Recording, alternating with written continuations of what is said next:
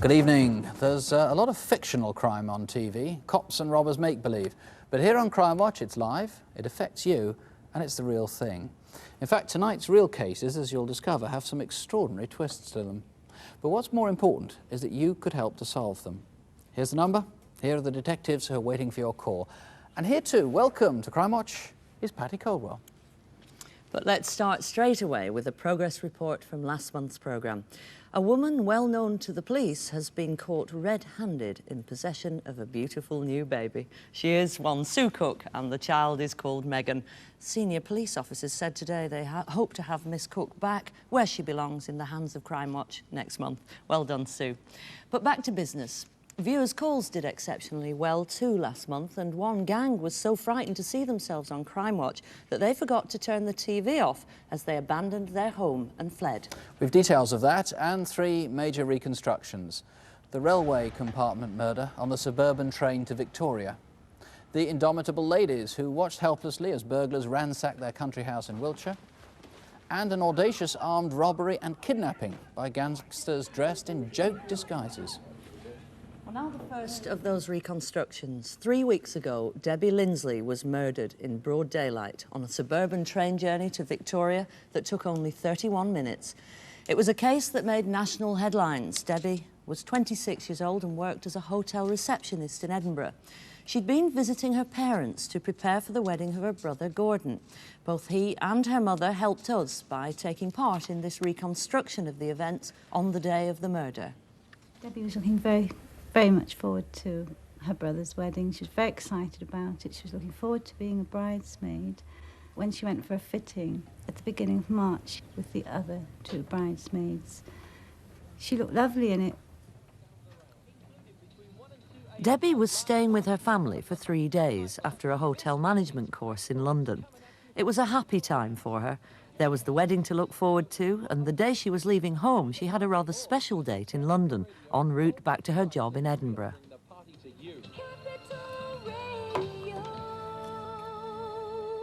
She'd been on this course from her hotel. Somebody there, offered her a job, so she thought she would go and have a look around the hotel just to see what it was like. So on that morning, she'd got herself dressed up nicely, and she was going to have a look around. She had a few hours to spare. At lunchtime on the 23rd of March, she watched Neighbours. Look, do we have to watch this rubbish? Oh, shut up, scumbag. It's nearly over. Me? Look, if you want to lift to the station, we'll have to make a move soon. Oh, all right, then. Debbie was security conscious. She carried a rape whistle on her keyring.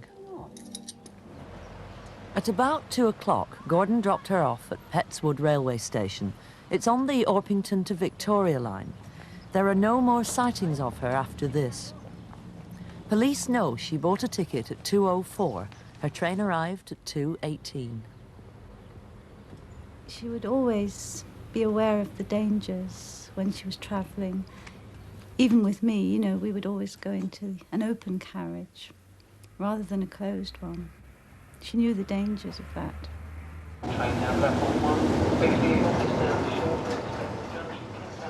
But Debbie was a smoker, and on this train, one of the few smoking areas was a single compartment, so she got in. It was at the front of the second carriage.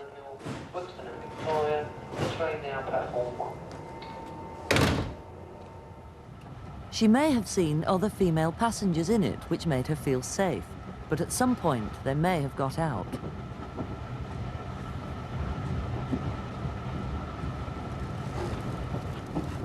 Police believe she smoked at least 1 cigarette, and almost certainly she started eating one of her sandwiches. At any rate, there's nothing to suggest that she was disturbed for the first part of her journey. Penge East is 5 stops from Victoria. The train arrived on time at 2:34. A witness remembers seeing a man hurriedly changing carriages. Penge East. This is Penge East. Another incident occurred after the train left Brixton.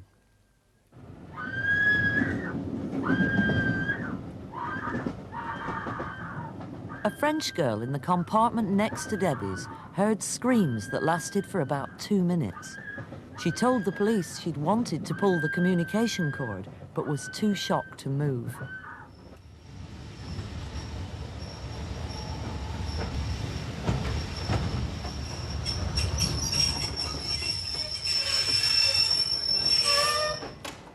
When the train arrived at Victoria, the girls spotted a man with red hair walking away from near Debbie's compartment. She followed him.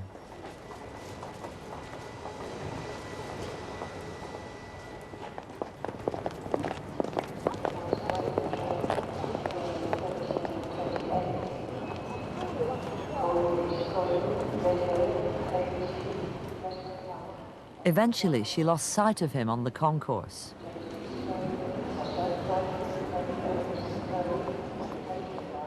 Meanwhile, the train was being checked for left luggage.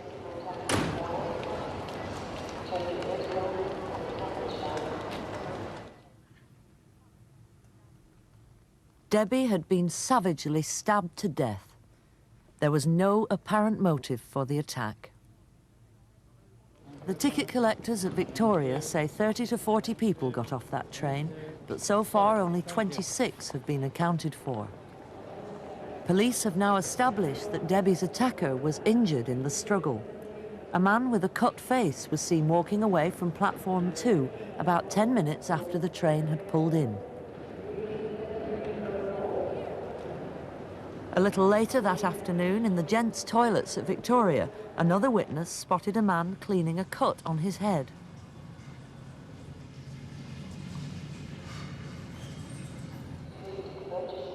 Thousands of people passed through Victoria Station that Wednesday afternoon. They could have been travelling to anywhere in the country or even abroad. Any one of them might help identify Debbie's murderer. Well, the officer in charge of the case is Detective Superintendent Alec Edwards. Now, can you just point out, we've got a model here of the train. Where exactly did Debbie get on? Yes, this is the front of the train. This is the second compartment, and this is the compartment that Debbie actually got into. Surprisingly, we haven't any witness who saw Debbie alive from the time she was dropped off by her brother until she was found dead some 30 minutes later. And yet she was wearing very striking clothes, wasn't she? Yes, she was. She's a good-looking girl. She was dressed in a blue jumper, blue skirt, very much like the colour you have on today, right, and with a black leather jacket over the top. So you want anybody who saw her from that point? Very much so. Right. Well, let's move on to the man at Penge Station, seen changing carriages. What about him? You have a description of him, don't you? Yes, I have. He's aged 30 years, stocky build, dirty blonde hair, scruffy, pale brown jacket. We urgently need to trace that person to eliminate him from the inquiry. So he may not necessarily be the person you're looking for. No, not at all. No, right. He may have other information for us. Now, then we go on to Victoria Station, where there are 3 different sightings. The first one by the French girl who heard the awful screams. And do you have a description of the man she followed? Yes. He's aged about 40, well-built, muscular rather than fat, reddish-brown hair, moustache, which followed the contour of his lips, light windcheater and grey trousers. And what about the second sighting? Now, that's not the same description, the man with the scratch. No, it's not the same sighting, and we do not think they are connected. But we would urgently wish to eliminate both men from the inquiry. But would anybody come forward if they had a scratch and they were seen on that, Possibly. On that day? On that day, we had an international football match at Wembley Stadium between England and Holland. We know that there were scuffles in the area. It may well have been he was involved in one of those scuffles and is just an innocent passerby. What about the murder weapon? It's described as possibly a good quality kitchen knife. And that suggests that perhaps it was premeditated? Yes, it's unlikely that anybody would find that in a carriage. That person had it with him when he left his home that day. And finally, the one thing that's emerged is that there's probably a lot more people on that train who you haven't actually interviewed yet. Yes, we've analysed the witnesses' statements. Now, we now believe that there are possibly up to 20 other persons we need to trace. They must come forward, mustn't they? Yes, we need the assistance of anyone who can help in this inquiry. What about this motiveless murder? I mean, it was an awful story and it hit all the headlines. A lot of people have been upset by it. Yeah. A very savage attack, made more disturbing by the fact that it was in the middle of the day in such a public place. We need to catch that person. And an incentive, possibly over £35,000 reward, 30,000 reward for that, if any information. Here's the number if you want to call, 01 811 8055. Or if you prefer, here's the direct line to the murder incident room, 01 434 5175. That's 01 434 5175. Incidentally, if you are on genuine fear on a train, British Transport Police say, do. Pull the communication cord. We had, I must say, some extraordinary results after last month's programme. You may remember we showed a home video on which 2 of 3 men wanted for fraud had filmed each other, and when they fled from their rented home in Yarmouth, they rather absent-mindedly left behind the tape. Well, soon after we showed those pictures, and incidentally, if you remember, we also appealed for sightings of a diver's helmet that they might have had with them, police received a tip-off which led them from Yarmouth to the other side of the country, to a flat in Bristol. A detective told BBC Bristol what they found. There was every indication that they'd left there at some considerable speed. The lights had been left on all night, the television was still switched on BBC One, and I suspect they'd watched the programme, seen themselves and left. They'd left their coffee, they'd left some of the baby's clothing, the baby's bottle was still in the cot. They even found the diver's helmet, as well as documents suggesting that the men were planning another major fraud. They were mounting a big charity event at Easter weekend, ostensibly as part of ITV's telethon appeal. The event might have raised a fortune, and the police suspect the money would have been spirited away. Well, we've now obtained a better photograph of the second man. Here he is, and Crimewatch viewers also appear to have identified the third man that police are after. You may remember a reconstruction we did last year of the murder of a jeweller in North London, Christopher Comley. Well, the programme produced a key new witness, but nothing conclusive. Then, last month, we showed a tray full of watches and jewellers' ring cases that had been recovered from a garden incinerator in South London. Well, viewers helped trace the origin of those watches, and on the 22nd of March, a man was charged with stealing them. 2 days later, the same man was charged with the murder of Christopher Comley. There's not much report yet, though, on the 3 main reconstructions last month. On the arson attacks in Wales and Chester, North Wales police are still working their way through what they call a very encouraging response. There's little to report yet on the armed robbery in Hartlepool. In Cardiff, though, police have been overwhelmed with help on the murder of Lynette White. They now know that a Cardiff city taxi was parked outside the flat in James Street, where Lynette was killed. It was St Valentine's Day. They need to identify the driver of that cab. They still need to know who Lynette stayed with between Tuesday the 9th and that fatal Sunday the 14th of February. In Photo Call last month, we showed a snapshot taken by a security camera in a building society office at Queen's Ferry in North Wales. A viewer identified a man who was subsequently arrested, in fact next day, and he's now awaiting trial. Well, now to Incident Desk. This month, an arson attack in Devon, the discovery of a body in Lancashire, and in Leicestershire, an attack on a man in his own car. Here are Superintendent David Hatcher and Constable Helen Phelps. First, an arson attack at a pub in Devon that resulted in murder. Clive Biddulph was 41. He was a highly successful restaurant owner and had just taken over the Gissons, a large pub on the A38 Exeter to Plymouth Road. In the early hours of Tuesday, the 1st of March, Clive's son Stafford was woken by shouts. The pub was full of thick smoke. Stafford escaped, but was unable to save his father, who was overcome by fumes. The building was severely damaged, and paint stripper had been thrown over Mr. Biddulph's car, a red Volvo. On the night of the attack, a black Saab 900 Turbo, like this, was seen near the Gissons, and later parked in a secluded track, known locally as Roast Beef Lane, just under half a mile from the property. So if you think you know the whereabouts of this car or can help us in any way, call us. Our colleagues in Leicestershire need your help to catch a particularly dangerous car thief. On the 26th of February, Andrew Callis advertised his much-cherished silver Renault 5 Gordini Turbo for sale in the Midlands Automart. He was contacted by a man who showed interest in the car, and they agreed to meet in Ashby de la Zouch on Thursday, the 31st of March. The prospective purchaser asked for a test drive, but during the journey produced a knife, forced Andrew out of the car and stabbed him several times, severing his spinal cord and puncturing a lung. He may not walk again. It's believed the attacker travelled on the 4:20 p.m. X99 bus from Birmingham to Nottingham, but got off at Measham around 5:40 p.m, 4 miles away from the agreed rendezvous. He's described as 25 to 30 years old, 5'8" to 5'10", medium build with light brown hair.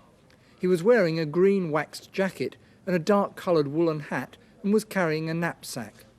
The car with a false number plate, C320MHK, was found abandoned 18 miles away in Nuneaton a few days later.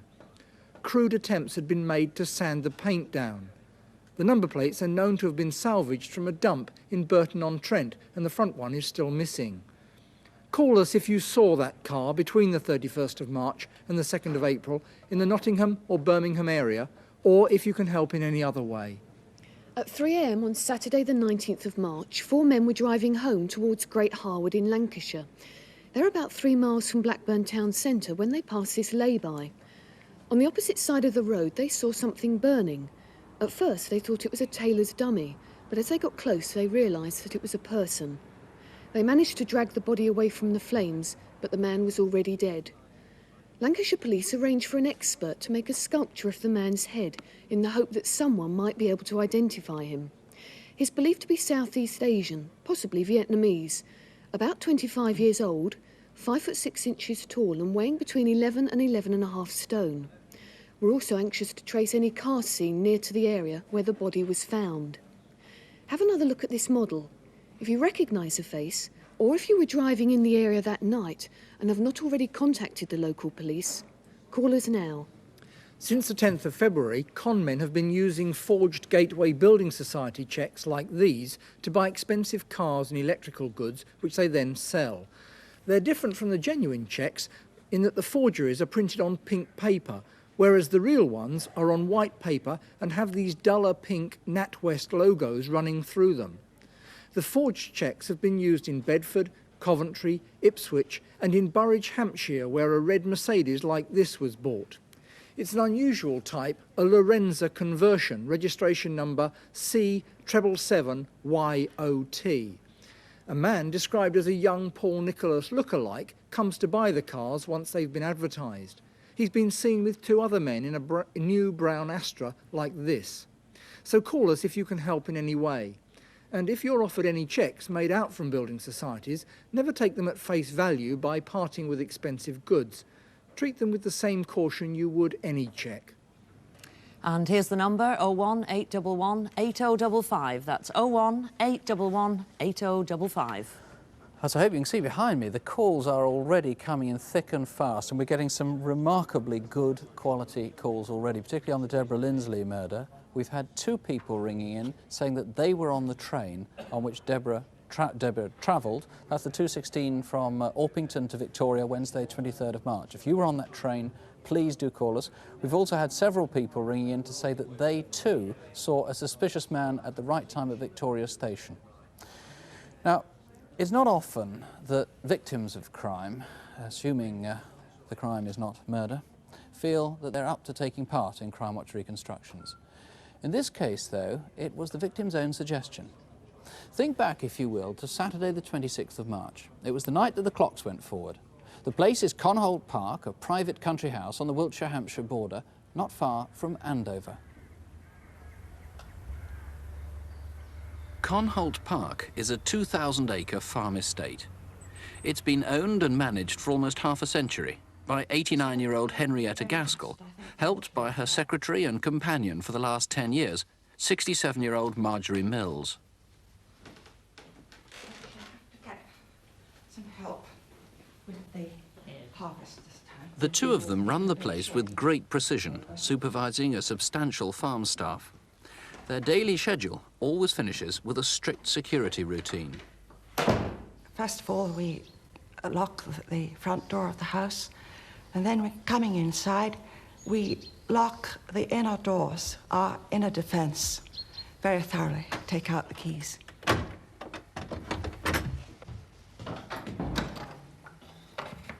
So we went upstairs to our rooms, and I went to bed. Well, good night, Margaret. Good night, Miss Gaskell.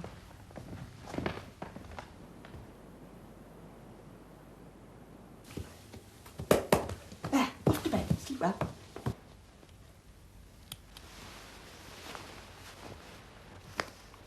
I read until quite late that night. until 11:20 old time. Then I put my clock forward and went to sleep.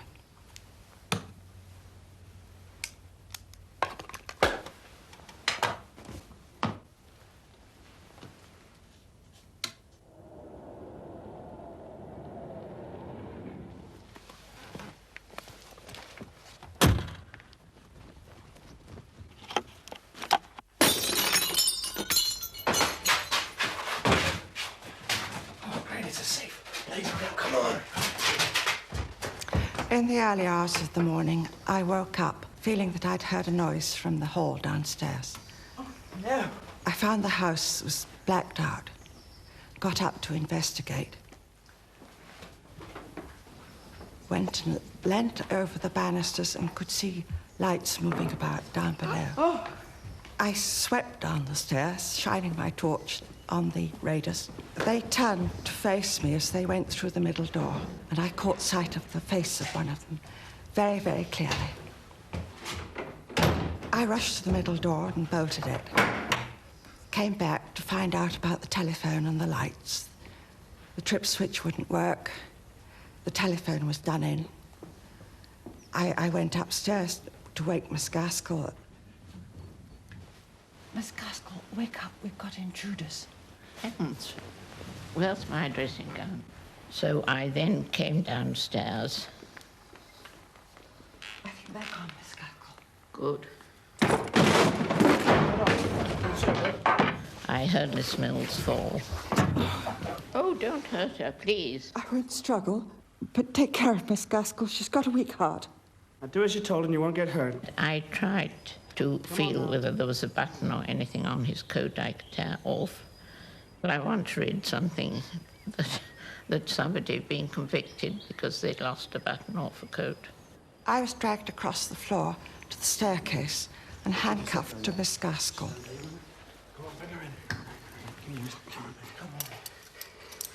Come on. She was then given a chair, and there we were, pinioned together through the staircase. Well, I was very angry at first, but calmed down. I hope you appreciate the fact that we're not having hysterics. Yeah. Now, do you want a cushion down there? No, thank you. Oh, suit yourself. Bruno pottered downstairs about this time. I grabbed his collar and made him sit at our feet, which was very comforting, of course, because he growled if the men came too near. Would you like a drink? A whiskey? No, thank you. I don't care for whiskey. But I wouldn't mind a gin and tonic. Gin. How about you? I don't drink. May I have a glass of water? Coming up. Well, I thought if we were going to be there all night, it would be a good thing to have a glass of plain water. She then gave me the rest of the tonic water. There you go. Thank you. Here's yours. Thank you. Right, come on, ladies. Tell us where the key to the safe is. I don't know where it is. If you don't tell us, we'll kill the dog. And then us? Come on, where is it? Come on. All right. I think it's in my handbag upstairs. When the men went down to the safe, I thought, well, now they'll clean the whole thing out. And then I remembered my watch and rings and thought, I'm not going to let them have those. So I took them off and pushed them under the carpet. For the next hour, we saw the men coming and going, upstairs and downstairs, looking for things to take.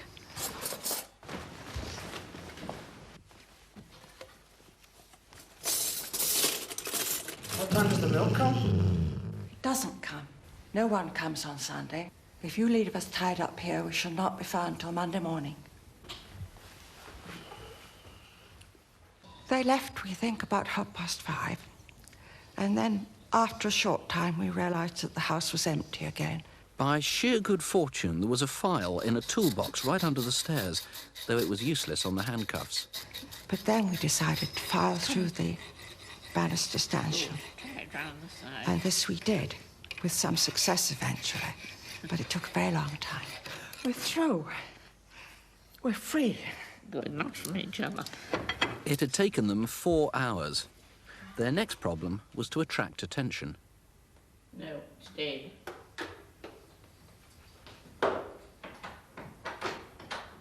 By this time, it was 10:30 on Sunday morning.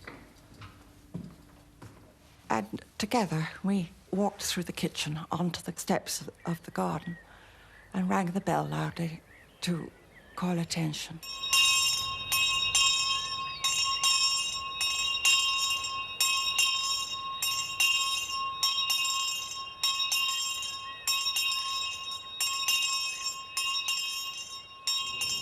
Eventually, the two of them were discovered by the game. This is an artist's impression of one of the intruders. Remember, they had Irish accents, so of course they might have been putting them on. Miss Gaskell was terribly underinsured, like so many of us turn out to be when these robberies happen. In fact, the last valuation she had done was in the early 1960s. Even then, the property that's been stolen was worth over £30,000. It must be worth a fortune now. Have you seen any of her possessions? The thieves took a whole canteen of 18th century silver cutlery, 154 pieces in all. They were all like this, and they carried the family crest, which is an oak tree. They also had Carpe Diem written on some of them, and they tended to be wrapped in napkins with this monogram on it, EAW. You'll see that oak tree rather better, that crest, in a mahogany hall chair, very similar to this one. This entire Dresden dinner service was among many items that the thieves carefully packed into a Fortnum & Mason's hamper, wrapping each piece again in a monogrammed napkin. This clock is described as an inlaid rosewood mantel clock. These gilded Meissen vases also went. There's a reward up to £10,000 for information leading to the recovery of the property. Do call us, please, if you can help. The number here, 01811 8055. And the Wiltshire Police are on Devizes 77311. That's 0380 77311. Now, this has turned up as a result of last month's programme. A viewer told police he'd found it at Twickenham Station in Middlesex on the morning of Monday the 8th of February. With it was a CD player and a cassette radio. Now, he'd already sold part of the contents before he saw our incident desk, and then it occurred to him that maybe they'd been stolen from the home of John Lawrence, who'd been beaten to death at his flat in Isleworth on the Sunday morning. Well, indeed they had, and the witness has been praised for coming forward. But can you fill in the rest of the story? Call us if you've seen anyone with this bag near Twickenham Station on the night of Sunday the 7th of February. And there's been a major development in the investigation into the murder of Linda Hunter. Last weekend, Linda's husband, Andrew Hunter, was charged with the murder. Now to photo call. People caught in the act on film or on video. See if there's anyone here that you know. Here again are Superintendent David Hatcher and Constable Helen Phelps. In December 1986, this man walked into a London jeweller's and asked about the value of an unusual Rolex watch like this. A similar one with a blue face was stolen from a house in Romford, where a man was murdered earlier that month, and it carried these serial numbers. It's worth at least £7,000. Look at the man again. He's about 30 to 35, 5'10", with brown hair and a strong London accent. It could be that his inquiry was completely unconnected. On the other hand, he could help us solve a murder, so ring us if you know him. This man may be able to provide important information about a fraud that ran in Yorkshire last year. In early 1986, brochures like these appeared offering holiday cottages around the country. Oak Leisure was based in Leeds, but the company abandoned its offices and more than 1,900 would-be holidaymakers lost their deposits. The man is described as about 40, 6 foot 2 inches tall, thin and gangly. He has a distinctive squint and is known by friends as Dingo. And can you help us put a name to this face? She might have information about a burglary at this house in Astwood Bank near Redditch last February. £20,000 worth of property was stolen, including 23 Barclays Bank euro cheques. On the 22nd of July, the woman using a British visitor's passport cashed them all for £3,000 in Mallorca. She's aged about 23 and has used the name Sheila Ann Rapila. If you know her, call us now. And lastly, at approximately 3 p.m. on Tuesday the 29th of September, this man tried to obtain a large amount of money by deception from Barclays Bank, Wensfield, Wolverhampton. A cashier at the bank became suspicious when he noticed that the photo in the passport, brought in as proof of identity, was loose. The man fled empty-handed, but left the photo behind. He's described as 5'5", very slim and has a Cockney accent. Ring us now if you know him, or if you recognise any of our photo call faces. The familiar number, here it is, 01811 8055. Once again, 01811 8055. Just time for an update on one of the incident desks. Calls already coming in. 2 callers have recorded sightings of the red Mercedes bought with the forged gateway checks. 2 sightings of the Mercedes. And on the Debbie Lindsley murder, now a total of 4 people, all leaving their names and addresses, have rung to say that they were on that train on which Debbie was murdered. So thank you for those calls. Hey. Our next case is dramatic and at the same time absurd. It involves men in silly disguises and a family who've been so terrorised that they're now frightened to be in their own home. As you'll have gathered from watching Crimewatch, attacks on security vans have been increasing. There have been several hundred attempted robberies so far this year. Armed daylight robbery is bad enough, but now one gang has gone even further. What you're about to see is, of course, a faithful reenactment, but we've changed the identities of the victims so that they won't become even more frightened. It's 9 o'clock at night on Tuesday, the 1st of March, at the home of a security guard in Brockley, which is in southeast London.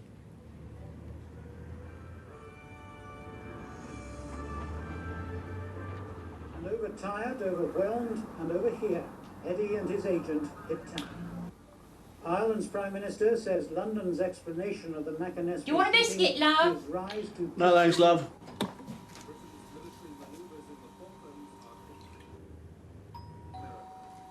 All right, love, I'll get it. Who's there? It's the police. We come about Mr. Stanley Wilson's car. Police come about your car? What?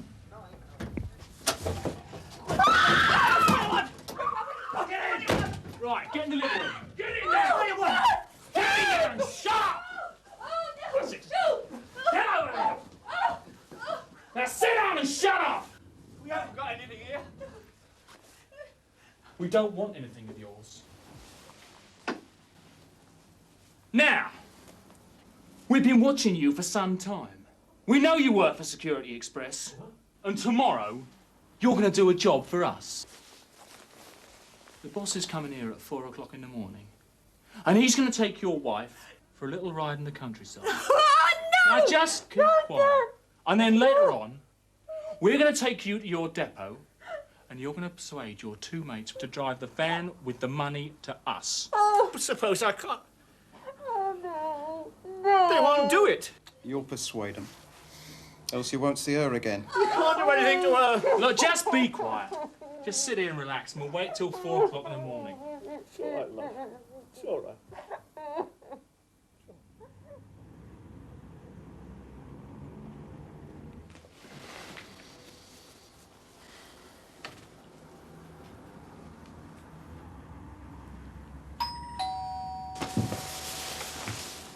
Must be the boss.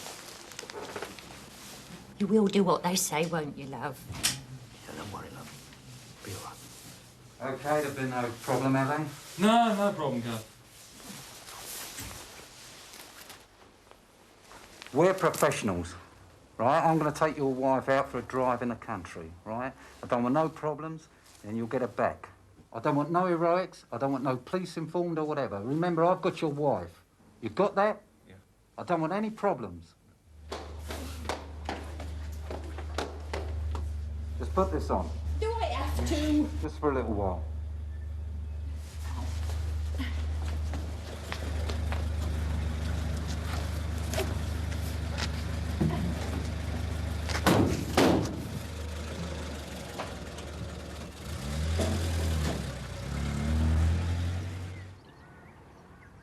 It's 7 o'clock.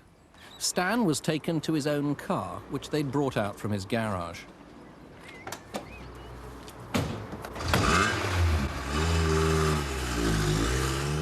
He was driven 5 miles to the Security Express depot where he worked. This is Neat Street in Burgess Park. It's a busy short cut from the Elephant and Castle to Peckham. They waited here for 15 minutes, the gunmen still wearing their joke outfits. The guard was late for work when they reached Balfour Street near Security Express. Right, you can go now. You know what to do. If anything goes wrong, I'll shoot you.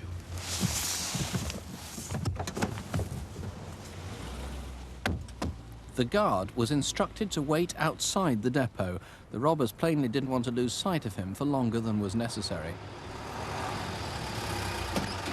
Come on, hurry up, you're late, get in the back, quick!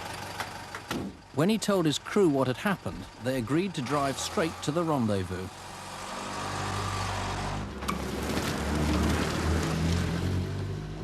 About a mile away is Lambeth Hospital Nurses' Home, where the guard's car was later found abandoned.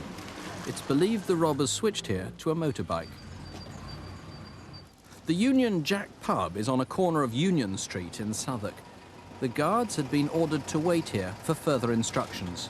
Have you seen anything? Nothing.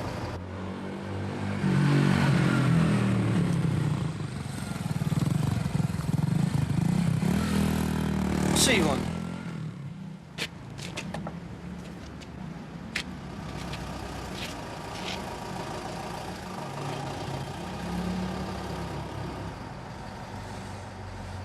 As he passed the maroon Sierra, he seemed to signal to the driver.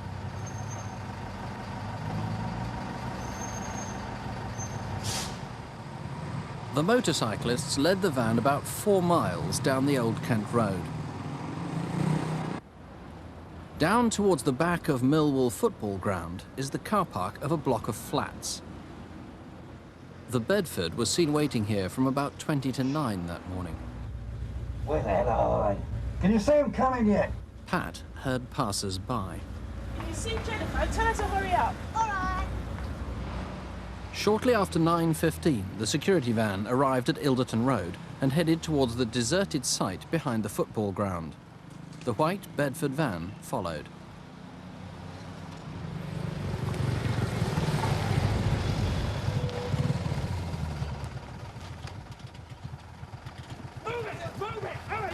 Come on, get out of the van!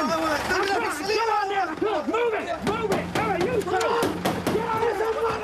Get on it! Move it! Come on! Move it! While the money was being taken, a lookout found 2 gardeners working nearby. Get out! Run! Get out! Get out! Get out!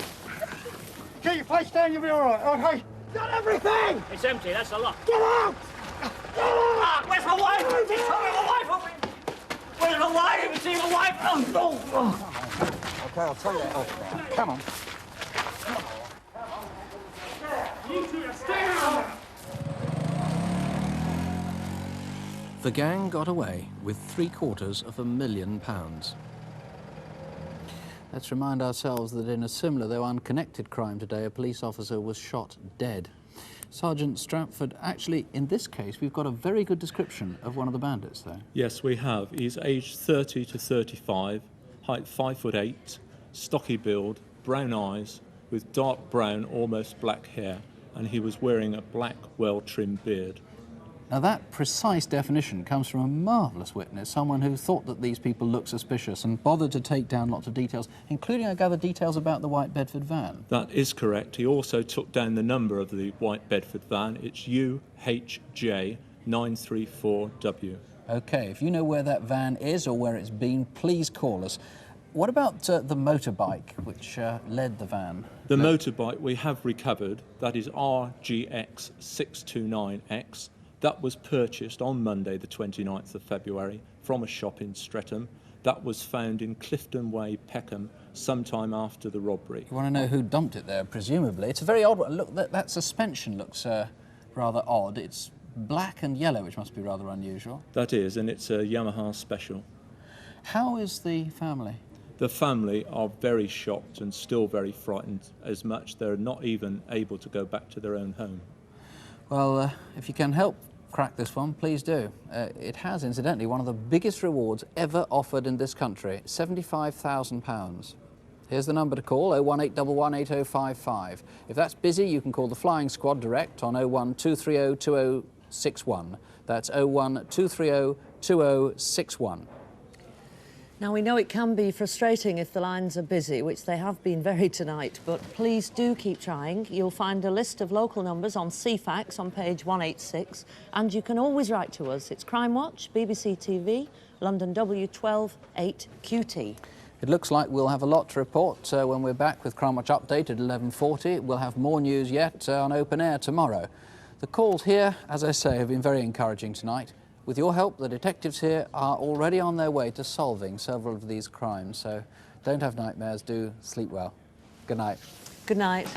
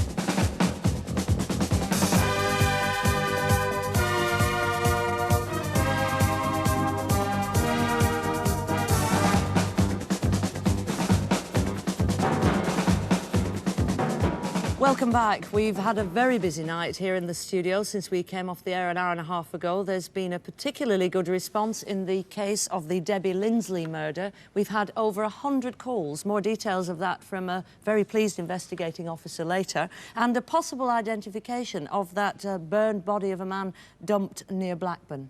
Nick. First, that security van robbery in southeast London, which actually began at the home of one of the security guards. Police, we come about Mr. Stanley Wilson's car. Gang disguised in wigs and masks took the guard's wife hostage. Down a secluded track behind Millwall football ground, they emptied the van of bags containing £750,000. Sergeant Strafford, you've had a remarkable response tonight. Yes, the most encouraging is the white Bedford van. We've recovered that in Clapham in South London tonight. I'm very, very pleased. That's a very important clue for us. Where is the van now? The van is being taken to Clapham Police Station, where it will be forensically examined for fingerprints and other clues first thing in the morning. Well, good for a viewer spotting that. Been outside his house, had it? It's been outside his house, he believes, for up to a week. Now, you've had some names offered too, some by some quite senior police officers. Yes, we've had lots of suggestions regarding the artist's impression, and even an ex-commander from Scotland Yard, now retired, rang me with a suggestion for the suspect.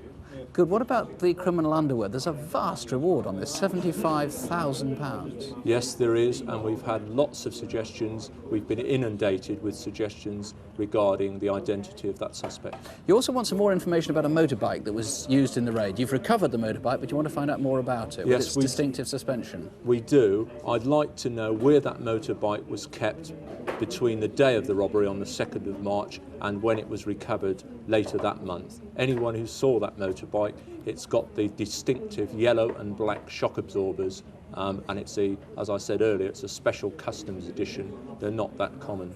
Don Strafford, thanks very much indeed. Thank you. Hattie. Well, now to the murder of 26-year-old Deborah Lindsley on a suburban London train. Debbie was last seen at Pettswood Station, where she caught the 2:18 train to Victoria. A French girl who may have overheard the attack remembered a red-haired man getting out of a compartment near to Debbie's at Victoria. And another witness remembers a man dousing a cut in the station's gents' toilets. Well, Superintendent Alec Edwards is here with us. I gather you're rather pleased by the developments tonight. Yes, we are. We've had in excess of 100 calls in about the crime, and some of those have been passengers not previously traced. Very, very pleasing. Which is extraordinary to say that it was such a tiny train. Yes, very much so. And despite the fact it's been in the national newspapers Yes. quite a lot. I gather the reward has gone up now. Yes, we've had a further call boosting the reward by £2,000, which has now made it just short of £35,000. Obviously, this is a case people feel very strongly about, Yes, isn't it? people are responding to it excellently. Right. Now, what about this red-haired man? Yes, we've had a number of sightings of that man in the Victoria area, and again we will be following those leads. And that one of them, I gather, from a policeman. Yes, a policeman who works outside London has telephoned in to say he may know who that person is. Now, you've had one individual call, I know, from someone who was quite upset, haven't you? Yes, this person called in and named a person by a first name. We would like that person to call back, and we would treat his call in confidence. And that person was seriously quite upset. Yes, crying on the telephone. We would like that person to call us back as soon as possible. So let's hope that they do. Thank you very much indeed, Nick. After last month's programme, a viewer led police to a flat in Bristol which had been abandoned with BBC One still on. It looked as though the people there had watched Crimewatch and fled. Well, we had a photograph and we think we might have identified this suspect. This is a new picture. If you know who that is, please do call us. As for that extraordinary robbery of the two indomitable ladies in a Wiltshire country house, remember early on the morning of March the 27th, Miss Mills, the housekeeper, was woken by noises downstairs. Miss Gaskell, wake up. We've got intruders. Heavens. Where's my dressing gown? The robbers got away with tens of thousands of pounds worth of antiques and valuables. The ladies had to file through a metal banister before they could raise the alarm. Detective Chief Inspector Terry Ford's on the case, and you've had quite an encouraging response, but haven't actually recovered the property yet, which is the main thing. Sadly not, Nick. We've had over 50 calls so far, but only a very few number of calls in respect of the property itself. I'd really like to focus people's attention upon the crest, the family crest that's to be found on the silverware and the two chairs that were stolen. There it is on the chairs, and the silver, it's quite distinctive. It has a motto sometimes underneath it, but it's an oak tree, and it's pretty obvious if you see silver in a shop like that. Yes, it may well be that this property hasn't reached the reputable dealers yet. It might be still in the underworld. Hasn't reached the reputable dealers yet, and those are the people that I would like to appeal to now. Reputable antique dealers, if they do see that property, please do give us a call. It would be a real bonus if it were being offered by two Irishmen. They were wrapped in napkins stolen from the house. They were fairly distinctive too. Yes, the napkin with the initials EAW thereon, and the numbers 12.32 underneath. I've had no cause at all receiving those napkins, so they may still be hidden somewhere. But you have had some individual names of possible suspects. Yes, we've had a few suspects put forward, Irishmen, and we're hoping that we'll get more calls about those. OK, Terry Ford, thanks very much. Now to all the calls we've had on incident desk and photo call. First, Helen Phelps, what sort of night has it been, especially on the case of this awful arson at the pub in Exeter? An excellent response. We've located the driver of the black Saab Turbo that was seen around the pub at the material time, and it appears he has been eliminated from our inquiries, which has saved a lot of legwork by the investigating officers. But we still want information on the arson attack itself. Right. And Exeter Police have set up a special number for tonight as Exeter 39991. If anyone has any information, call there. Now this burned body of a man found near Great Harwood in Lancashire, I gather you may have a strong lead on that. Yes, it's quite dreadful. Yes, a viewer believes it could be a relative of his who has been reported missing to the Leicestershire Police. That's being checked out now. But there are still some lines of inquiry that we need information on, particularly two vehicles seen around that lay-by, a yellow post office van and also a blue Vauxhall-type vehicle. And finally, the Wolverhampton suspect. In fact, sorry, this is the picture of the Yorkshire con man. Oh, now we've switched to the Yes. Wolverhampton suspect. And Yes. now we've switched back. But the Wolverhampton suspect, well, we had a number of calls there, two names being put forward. But a lot of callers have asked to see the suspect again. There he is, 5'5", very thin, semi-permed hair, with a Cockney accent. Anyone know him? Then ring. So, very good night's policing for you, Helen. Very much so. Good, thank you, Nick. There was an attack of such barbarity, David, in Ashby de la Zouch. It's hard to believe it really happened, but there's somebody who might be paralysed for the rest of their life. He tried to sell his car through the paper. A man came, wanted a test drive, and suddenly produced a knife and started stabbing him wildly. Now, you've got some very good leads on that. Yes, amazingly so, all for a Renault 5, would you believe. We've had a call from a police officer who says they arrested a man recently who was using the same method, indeed the same publication to obtain his advertisers, to steal cars, and when arrested was in possession of a large knife. So that looks very interesting. And also another sighting of this man between the place where he got off the bus to go actually to the rendezvous where he picked up this poor victim. Sounds encouraging. The Gateway check fraud, also, that's a fairly encouraging response. Yes, indeed. We've got over 200 calls on that, with sightings of the Mercedes, but in particular we've had a call from a viewer who, watching tonight's programme, was horrified to discover they'd accepted a cheque for £5,750 down in Tunbridge Wells and parted with their red BMW. So there's a hot car that we'd like viewers to look out for. The number is Alpha, that's A147 FPC. Now we think that car was obtained tonight on one of these forged gateway Please take a checks. note of that number, write it down, see if you spot that in the coming days. Rolex watch you were after?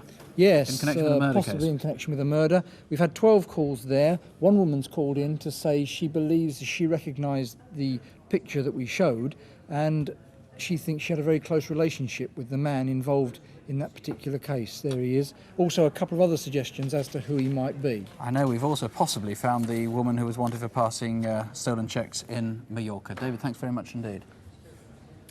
And if you still have information, I ought to tell you that the lines are closing down now, but we'll give you local numbers that you can ring in just a moment, and you can always write to us at Crimewatch UK, BBC TV, London W12 8QT. And we hope to have more progress to report tomorrow morning when we'll have details on open air at about 11:35. I've just heard, incidentally, we've heard from someone who saw a man bearing a knife at Victoria Station just after the killing of Deborah Lindsley.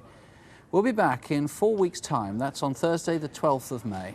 Till then, of course, don't wait for Crimewatch. Do call the police, not just on tonight's crimes, but if you think you have any information about any sort of crime. Above all, don't have nightmares. Do sleep well. Good night. Good night.